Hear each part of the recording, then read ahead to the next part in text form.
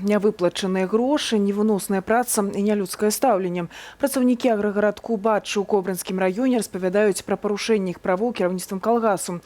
Адна сям'я нават зняла на камеру пагрозы начальства і перадала іх дзяржаўнаму тэлеканалу. Відэа ў эфіры не паказалі, а ціск толькі павялічыўся. З намі сям'я сустрэцца пабаялася, але Белсату ўдалося запісаць сведчанні іншых вяскоўцаў. Вітаў Ціўчык. Алена Яценка адпрацавала ў калгасе Батчы на Кобрыншчыне ўжо больш за 23 гады. Маці 8 дзяцей праз цяжкую працу займела страшныя хваробы, што не выклікала ніякай спагады начальства. Месюк Дмитрий Владимирович заставлял меня идти доить коров.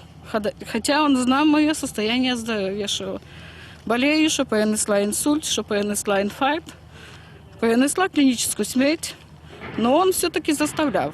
Апроч даення кароў, спадарню Алену змушалі лапаціць зерне. Пасля 4 дзён такой работы кабета трапіла ў шпіталь, але гэта яшчэ не канец гісторыі. Попала в больницу, опять же, кардиологичное отделение. Когда я попала, на третий день поступил звонок в больницу. На каких основаниях она в больнице?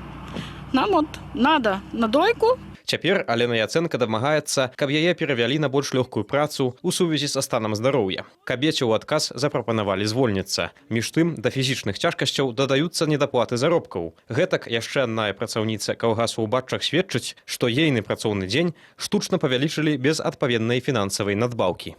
Приходила на 7:00 часов утра, заправляла технику. С 7 до 9 я заправляла, мне в часы мои рабочие никто не ставил.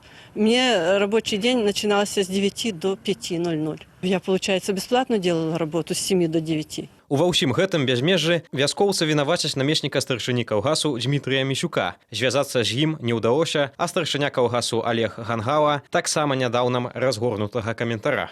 Но я думаю, что для того, чтобы можно было знать общую ситуацию. Нам не хватает вашего пункта зрения. Нет, я не буду ничего говорить.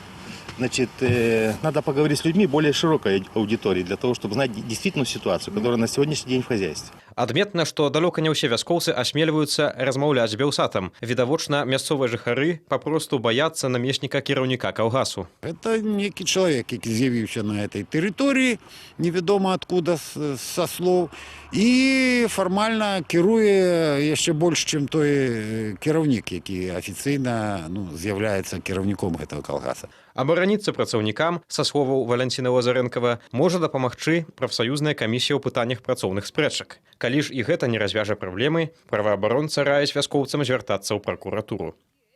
Вітаў Ціўчык, Белсат.